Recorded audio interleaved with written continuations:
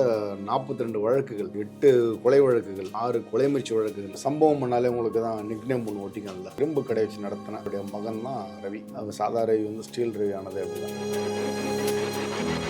ஒருத்தர் இருக்கான் ஜங்ஷன் கார்த்திக், அது அந்த ஏரியாவில் இருக்க ஒரு அவனை நீ அனுப்பிவிடு. என்னால் முடியல, வீட்டில் தான் போய் பேசுகிறான். மனைவி எல்லாம் இருக்காங்க குடும்பத்தில். டக்குன்னு கத்தி எடுத்து இந்த கார்த்திக் ஜங்ஷன் கார்த்திக்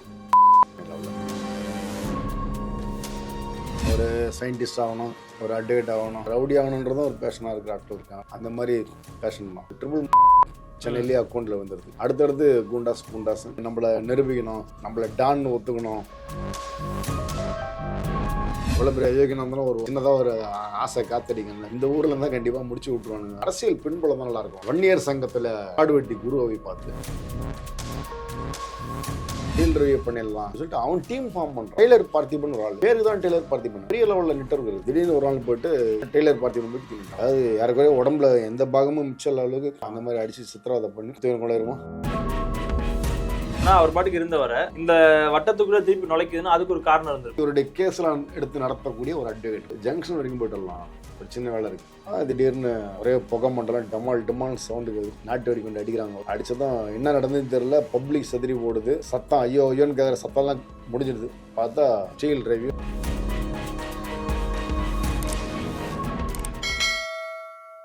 அரரோட்ஸ் நேயர்களுக்கு வணக்கம், நான் உங்கள் அஜித். ஸோ இன்னைக்கு நம்ம கூட crime reporter NP Sethuraman sir தான் இருந்திருக்காங்க. சார் வணக்கம். சார் வணக்கம். நல்லா இருக்கீங்களா? நல்லா இருக்கு சார். நீங்கள் எப்படி இருக்கீங்க? நல்லா இருக்கேன். ஆல்ரெடி பேசின மாதிரி இவர் வந்து ஒரு முக்கிய புள்ளியாக இருந்திருக்காரு. அந்த ஒரு ஊரில் பேரே வந்து பார்த்தீங்கன்னா ஈரோடு ஸ்டீல் ரவி அப்படின்றது தான் அவர் பேரே இருக்குது. அவரை பற்றி போடும்போதும் நிறைய விஷயங்கள் வருது. ஆனால் குறிப்பிட்ட நபர்களை தான் பேசியிருக்காங்க. ஆனால் பெரிய புள்ளின்னு சொல்கிறாங்க. சார் யார் இந்த ஈரோடு ஸ்டீல் ரவி? அவரோட உண்மையான பேர் என்ன? எப்படி இந்த பேர்லாம் வந்துச்சு? அவரோட பின்னணி என்ன சார்? இல்லை, ஈரோடு மாவட்டத்தில் கருங்கல்பாளையம் ஏரியா அங்கே கூடிய அந்த இரும்பு கடை இருக்குல்ல, இரும்பு கடை வச்சு நடத்திட்டு இருந்த ஒருத்தருடைய மகன் தான் ரவி. அதனால் அந்த கடையால் ஸ்டீல் ரவின்னு பேர் மாறி போச்சு. சம்பவம் பண்ணாலே உங்களுக்கு தான் நிக்நேம் ஒன்று ஒட்டிக்கல. அது சாதா ரவி வந்து ஸ்டீல் ரவி ஆனது அப்படி தான். அவருடைய கொடூரமான முறையில் தான் அவர் வாழ்க்கை முடிஞ்சுது.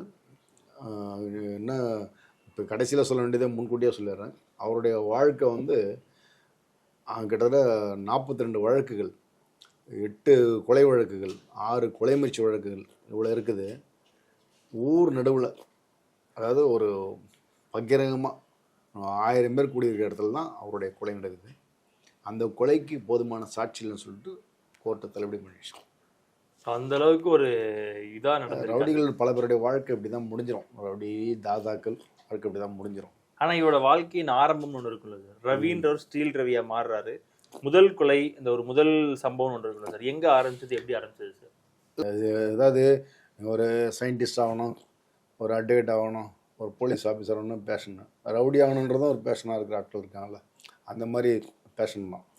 ஈரோட்டில் வந்துட்டு 90s வந்து தம்பான்னு சொல்லிட்டு ஒரு பெரிய கேரக்டர். அவன் வந்து ஒயிட் கலர் ரவுடின்னு சொல்லுவாங்க. அந்த மாதிரி வெளியே தெரியாது. சினிமாவுக்கு ஃபைனான்ஸ் பண்ணுற அளவுக்கு சதி. சென்னையில் வந்துட்டு டைரக்டர் சங்கரை வச்சு ஒரு படம் பண்ணுறதுக்காக பணப்பெட்டி எடுத்துகிட்டு சென்னைக்கு வந்து ஹோட்டலில் காத்திருந்து டிஸ்கஷன் பண்ணிவிட்டு இன்னும் பணம் எடுத்துன்னு வரேன் அப்படின்ற மாதிரி போகிற அளவுக்கு கேரக்டர். சங்கர் நான் குறிப்பிட்டு சொல்கிறேன்னா, சங்கர் மாதிரி பல டைரக்டருக்கு கதை சொல்லி ஆட்களை நான் தரேன், ப்ரொடியூஸ் நான் பண்ணுறேன் அப்படின்னு வந்து போகிற அளவுக்கு கெப்பாசிட்டி உள்ள ஆள். சினிமா பைத்தியம் கொஞ்சம்.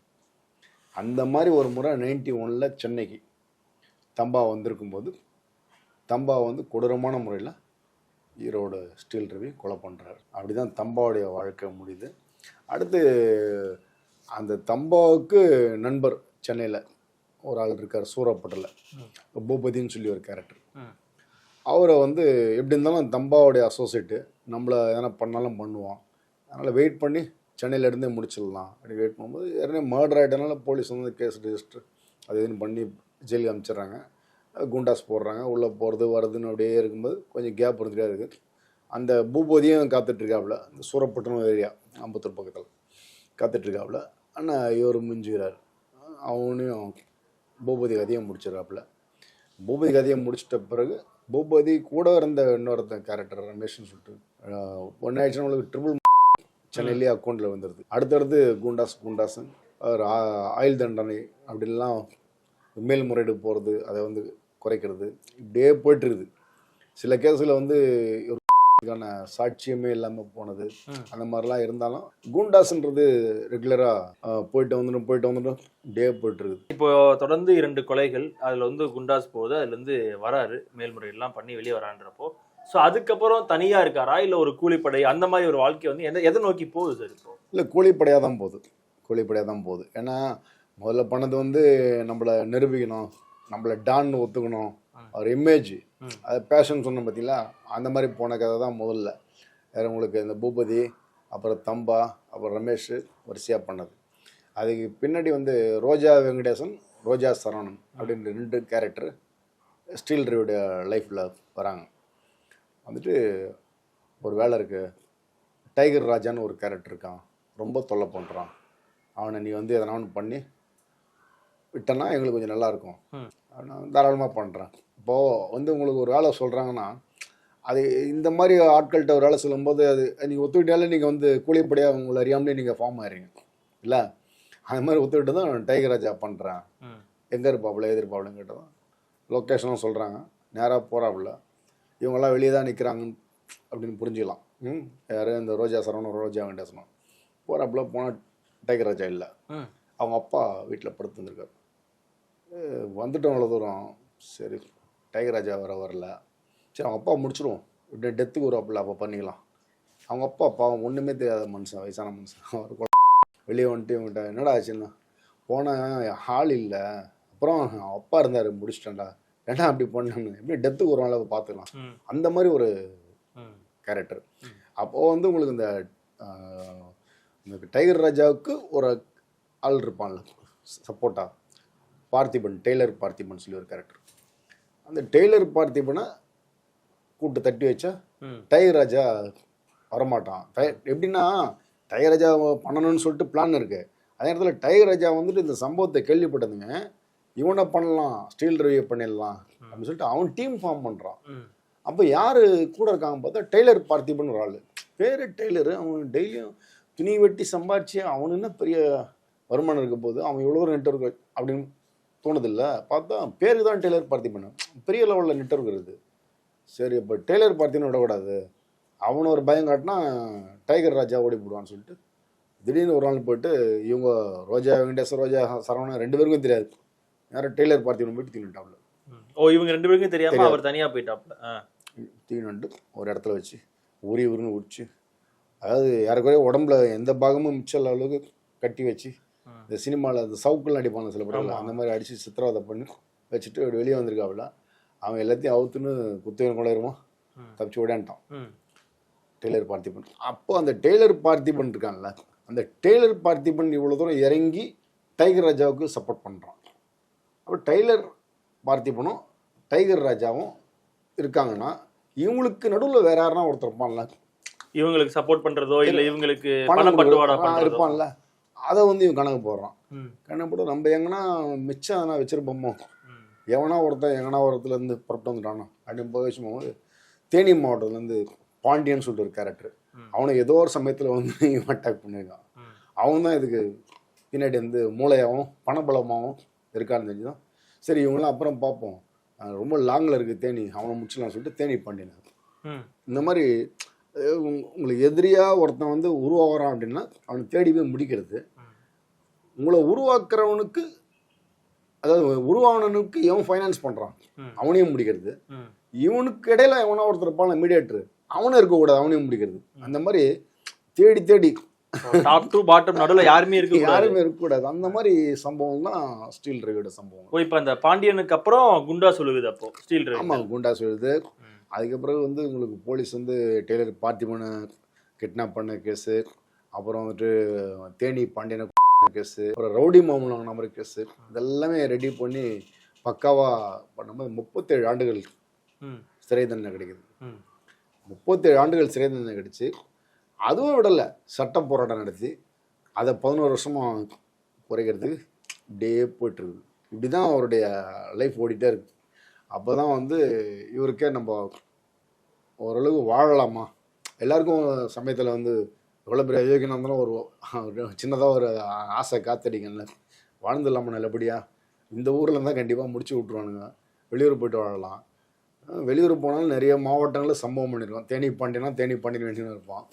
என்ன பண்ணுறது, ஒரு அரசியல் பின்புலம் தான் நல்லாயிருக்கும் அப்படின்ற காலகட்டத்தில் தான் அப்போது வன்னியர் சங்கத்தில் மிக முக்கியமாக ஆளுமையாக இருந்த காடுவெட்டி குருவை பார்த்து, ஆனால் இந்த மாதிரி நிறைய சம்பவம் பண்ணிட்டேன், சம்பவம் வந்து சாதாரண சம்பவம் இல்லை, வாழவே முடியாது, நான் வந்து வன்னியர் சங்கத்தில் சேர்ந்துடுறேன், கொஞ்சம் எனக்கு அரவணைப்பு கொடுங்க அப்படின்னா தான் அவர் என்ன பண்ணுறாரு, சங்கத்தில் சேர்த்துறேன்டா, ஒன்றும் சிக்கல் இல்லை, ஒரு திருமணம்னு ஒன்று நடந்தால் உனக்கு வந்து குடும்ப உறவு வந்துச்சுன்னா நீ இந்த மாதிரிலாம் போக மாட்ட, நானே ஒரு நல்ல பொண்ணாக பார்த்து கட்டிக்கிறேன்னு சொல்லிட்டு அவரே திருமணமும் கிட்ட இருந்து பண்ணி. இதெல்லாம் வந்துட்டு இந்த குண்டாஸ் இந்த 11 வருஷம் முடிஞ்சிட்டு வெளியே வராரு, அதாவது 2012-13 காலகட்டத்தில். ஆமாம் ஆமாம், அதாவது அவர் சாகிறதுக்கு கொஞ்ச நாள் இருக்கும்போது தான் அவர் திருமணமே நடக்குது.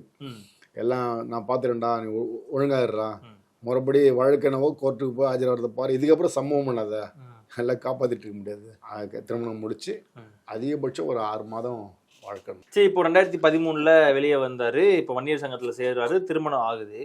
திருப்பி எதனால உள்ள போனாரு, அதுக்கு ஒரு காரணம் இருக்கும்ல சார். இப்போ ஏன்னா அவர் பாட்டுக்கு இருந்தவரை இந்த வட்டத்துக்குள்ள திருப்பி நுழைக்குதுன்னா அதுக்கு ஒரு காரணம் இருந்திருக்கும்ல. இப்போ இல்லை, உங்களுக்கு மிச்சம் மீதிலாம் இருக்குல்ல, உங்களுக்கு நம்ம ஆரம்பத்துலேருந்து பேசணும் பாருங்க, இவனுக்கு வந்து நண்பர்கள் ரொம்ப அதிகம். யாருக்கு?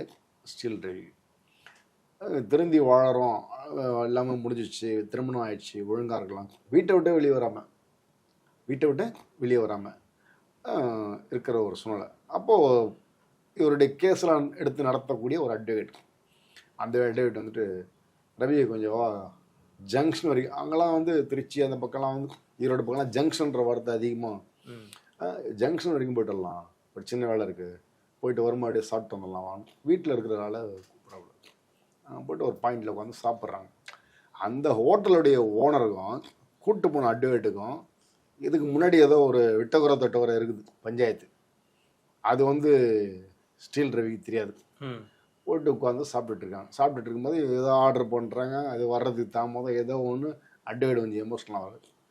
ஆனால் அவங்க கேஷ் கவுண்டரில் இருக்கவே ஏதோ ஒன்று சொல்ல போய் ஸ்டீல் ரவி வந்து இவ்வளோ நாள் கிட்டத்தட்ட 3-4 மாதம் மேலே வெளி உலகமே பார்க்காம வீட்டில் பொறுமையாக இருந்தார்ல, டக்குன்னு அவருக்குள்ளே இருக்கிற மிருகம் எழுந்துருச்சு. ஏன்னா அட்வொகேட்டு கூட வந்துக்கிறோம், அவருக்கு வந்து இந்த மாதிரி மரியாதை குறைவாக நடத்துறீங்கன்னு சொல்லிட்டு அந்த ஹோட்டலில் அடிச்சு நாசம் பண்ணிடுறாரு. நாசம் பண்ணி முடிச்சதுமே இந்த ஹோட்டலில் ஓனர் இருப்பான் இல்லையா, அந்த ஆள் என்ன பண்ணுறான், மொத்தத்தையும் போலீஸில் புகாராக தரத்துக்கு இந்த சிசிடிவி ஃபுட்டேஜ்லாம் எடுத்து வச்சுக்கிறோம்.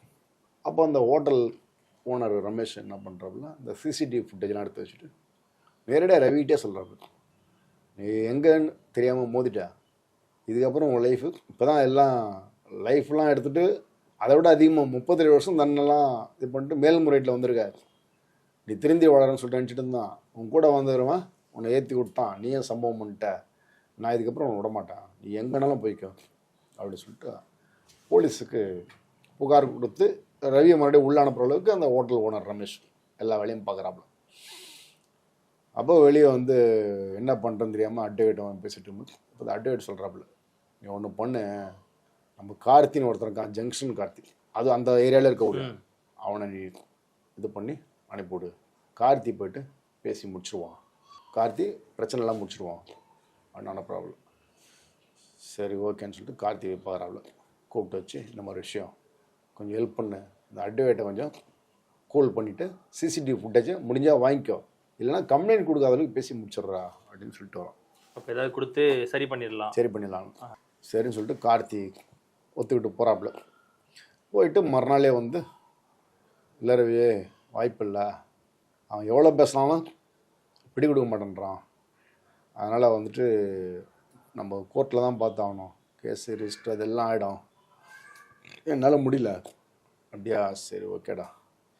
பேசிகிட்டு இருக்கும்போது அவங்க மனைவி வீட்டில் தான் போய் பேசுகிறான், மனைவி எல்லாம் இருக்காங்க குடும்பத்தில், டக்குன்னு கத்தி எடுத்து இந்த கார்த்தி ஜங்ஷன் கார்த்தி அவரையா? ஆமாம், அதாவது இதுக்கு போனவர், டீலுக்கு போயிட்டு முடியாதுன்னு வந்தவர். எதுக்கு?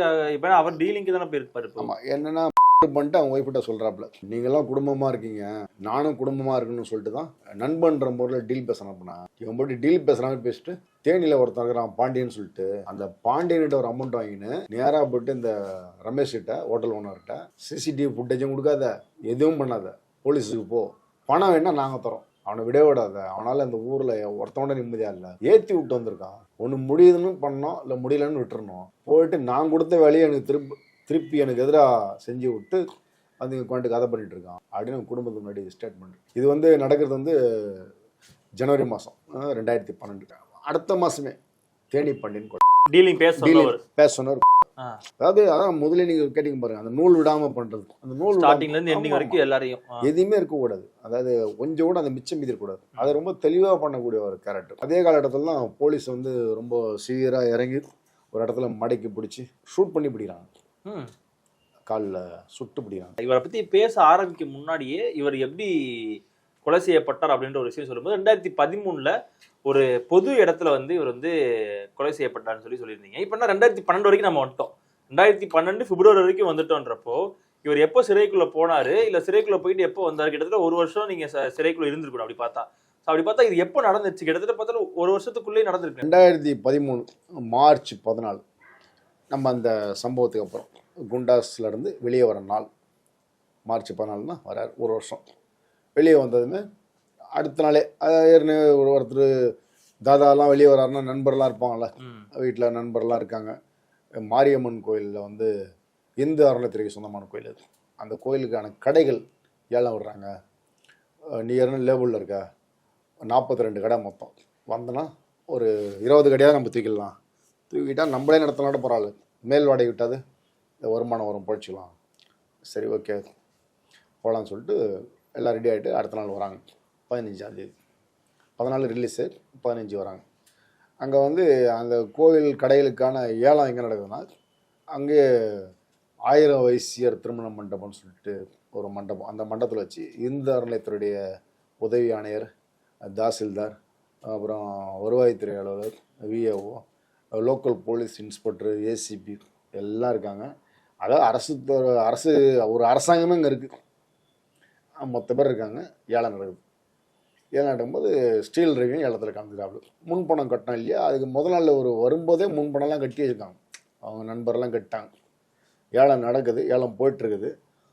திடீர்னு ஒரே புகை மண்டலம் டமால் சவுண்டு கேட்குது, நாட்டு வெடி கொண்டு அடிக்கிறாங்க ஒரு குரூப்பு. அடித்ததும் என்ன நடந்ததுன்னு தெரியல, பப்ளிக் சதுரி ஓடுது, எல்லா துறையும் ஓடுது, ஏன்னா எல்லா துறைக்கும் உயிர் தானே, பயம் தானே எல்லாருக்குமே, எல்லாம் வெளியே ஓடுது.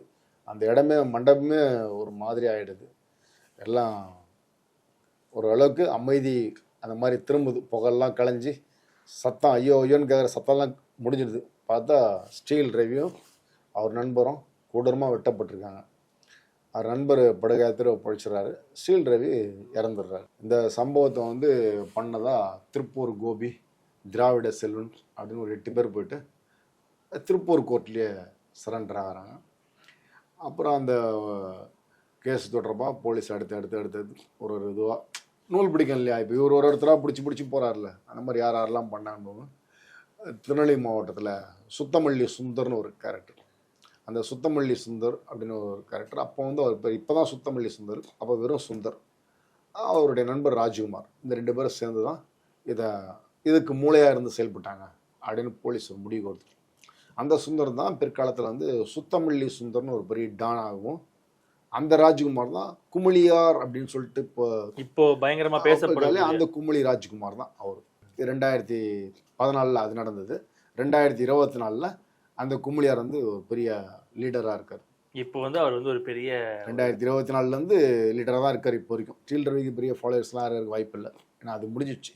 ஏன்னா நடந்தே 10 வருஷம் ஆயிடுச்சு இல்லையா. நான் வந்து ஸ்டீல் ரவியோட ஃபாலோவர் அப்படின்னு சொல்லிட்டு ரீல்ஸ் போட்டுக்கிட்டு அந்த மாதிரிலாம் யாரும் இல்லை. உங்களுக்கு பொதுவாக இந்த மாதிரி இந்த ஈரோடு பக்கம், வடக்கு மாவட்டம், அந்த மாதிரி சென்னை இதெல்லாம் இல்லைன்னு நினைக்கிறேன். இந்த மாதிரி ஃபாலோவர்ஸ் அந்த மாதிரிலாம் வர்றது வந்து சவுத்து தான். சென்னையில் வந்து இந்த ஒரு 2 குரூப் தான் அந்த ஃபாலோவர்ஸில் இருக்குது, மயிலேஷ் சிவகுமார், தோட்ட சேகர், இந்த 2 குரூப் தான் வந்து அந்த ஃபாலோவர்ஸில் இருக்குது, மற்ற யாரும் இல்லைன்னு நினைக்கிறேன். ஸோ ஸ்டீல் ரவியோட வாழ்க்கை வரலாறு இதோட முடியுது. ஸோ அடுத்து வரப்போகிற காலநிலையில் கண்டிப்பாக நம்ம அந்த நீங்கள் சொன்னீங்கல்ல யார்கிட்ட இருந்து முடிச்சிங்களோ அவங்களோட வாழ்க்கை வரலாறு நம்ம அடுத்த ஒரு பயணத்தில் நம்ம வந்து பேசலாம் சார். நன்றி.